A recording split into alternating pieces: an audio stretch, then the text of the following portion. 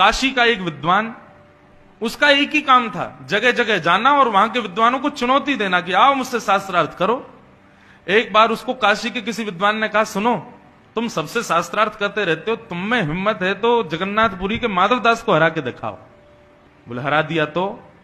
बोले तुम मान जाऊंगा मैं तुमको कि तुम विद्वान हो, तुम जाओ पुरी में जाके माधवदास से शास्त्रार्थ करो, उसको हरा दो, और सुनो एक भोजपत्र में उनसे लिखवा के लाना कि वो तुमसे हार गए और नीचे उनका हस्ताक्षर हो माधवदास, तब मैं मानूंगा कि तुमने उनको हरा दिया।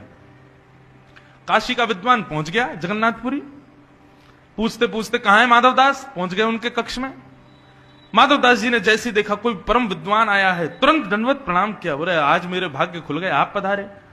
विद्वान ने कहा, देखो भैया हम तुमसे शास्त्रार्थ करने आए हैं, तुमको हराने आए हैं। माधवदास बोले शास्त्रार्थ मत करो, मैं पहले ही हार गया, मैंने स्वीकार कर ली कि मैं हार गया। नहीं नहीं नहीं, शास्त्रार्थ करो हमसे।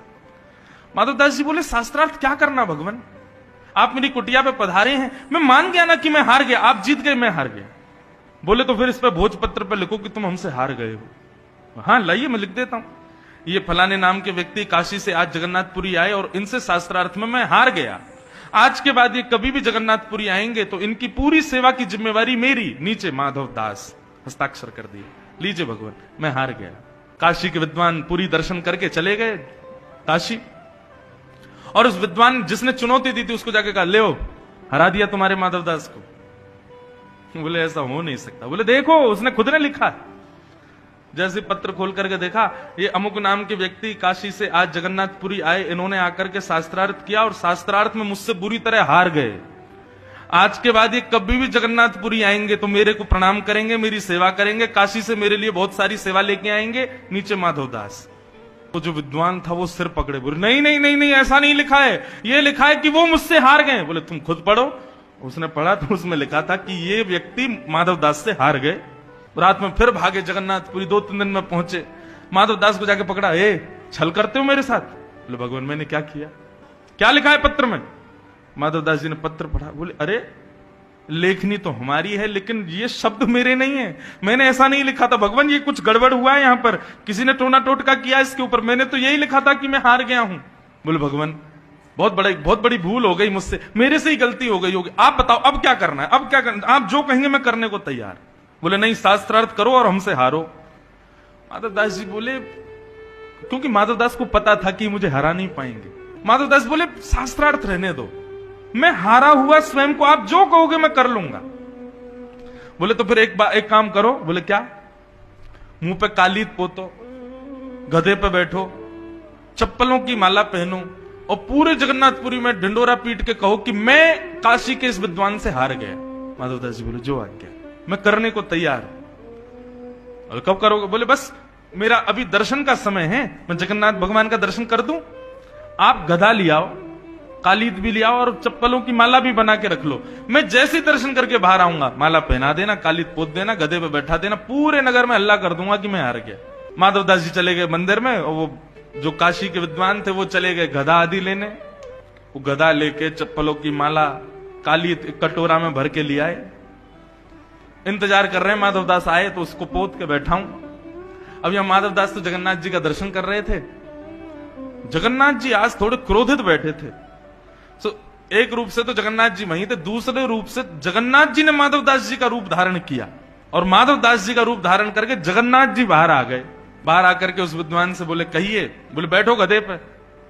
बोले सुनो इसको रहने दो, पहले तुम शास्त्रार्थी कर लो मुझसे, आओ हरा दो हमको, बैठ जाएंगे। वो तुम तो कह रहे थे कि बिना शास्त्रार्थ के हारा, अब ठीक है मेरा मति बदल गई, दर्शन करने गया ना तो अब मेरे को आया कि नहीं पहले शास्त्रार्थ कर लेना चाहिए, करो शास्त्रार्थ। अब महाराज जैसे शास्त्रार्थ प्रारंभ हुआ, भगवान से कौन जीते, ऐसा हराया कि महाराज भीड़ इकट्ठी हो गई वहां पर, सब ताली बजाने लगे, माधवदास जी की जय जयकार करने लगे।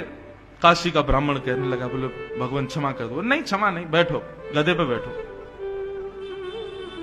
विद्वान को बैठा दिया गधे पे, मुंह पे पोत दी काली, चप्पलों की माला गले में पहना दी। बोले पूरे नगर में हल्ला करके आओ कि मैं माधवदास से हार गया, पूरे नगर में घूमे, मैं माधवदास से हार गया, मैं माधवदास से हार गया। जनता तो उनको घेर के चलने लगी, माधवदास जी वहां से अंतर ध्यान ठाकुर जी थे। थोड़ी देर में असली माधवदास जी निकल करके आए मंदिर से। वो तो आए, कहां है विद्वान देवता, कहां है, गधा में बैठ जाऊं उस पे, काली पोत दो, माला पहना दो, मैं घूम, कहां है? देखिए तो वो विद्वान खुद ही बैठे घूम रहे हैं, काली पोत के, चप्पल पहन के, मैं हार गया माधवदास से, मैं हार गया माधवदास। माधवदास जी बोले, जे क्या हुआ? माधवदास जी दौड़ करके गए, रुदन करने लगे, आंसू पहुंचे, बोले भगवान उतरो जल्दी, ये क्या कर रहे हो आप? अपनी धोती से उनका मुख पहुंचने लगे, भगवान ये आपने क्या किया? थोड़ी देर प्रतीक्षा करते, मैं आ तो गया था। विद्वान बोले, तेरे पांव पड़ू भैया, तू मुझसे दूर ही रहे, तेने मुझे बहुत बुरी तरह हराया है, तू कोई अद्भुत व्यक्ति है, तू साधारण व्यक्ति नहीं है। बोले, मैंने हराया? कब? बोले, शास्त्रार्थ में हरा दिया, ये इतनी पब्लिक घूम रही है और तैने ही मुझको हरा करके इस गधे पे बैठा दिया। भैया मैं तेरे सामने कुछ नहीं हूं, तू मुझे क्षमा कर। माधवदास जी बोले, कुछ तो अलग हुआ है। श्री मंदिर की ओर देखा, महाप्रभु जगन्नाथ जी खड़े हुए दिखाई दिए। माधवदास जी दौड़ करके गए, भगवान ये आपने क्यों किया? एक विद्वान ब्राह्मण की इस प्रकार अवहेलना? बोले, अच्छा और जो तुम्हारी अवहेलना होती वो? बोले, मुझे अवहेलना से कोई कष्ट नहीं है ना भगवान, कोई मेरे को अपमान कर दे, मेरी अवहेलना कर दे, मुझे उससे कोई पीड़ा नहीं, पर उस व्यक्ति ने तो जीवन भर केवल मान ही कमाया और आपने उसकी अवहेलना करवा दी। ठाकुर जी कहते हैं, न मे भक्त्या प्रणश्यति, मैं अपने भक्त का पतन नहीं होने देता। माधवदास तुम योग्य हो, फिर भी अपनी योग्यताएं छुपाते हो। तो जब योग्य व्यक्ति मेरा भक्त बन के अपनी योग्यताओं को छुपाता है, तो उसकी योग्यताओं का प्रदर्शन मैं करता हूं, फिर उसको करने की आवश्यकता नहीं है। पर हम कहां भूल करते हैं, हम योग्य हैं इसको बताने में कभी कसर नहीं छोड़ते, अपनी चतुराई को प्रदर्शित करने में कोई कसर नहीं छोड़ते। इसलिए भैया निवेदन है, भोले बने रहो, सरल बने रहो, सहज रहो, ज्यादा चतुर मत बनो।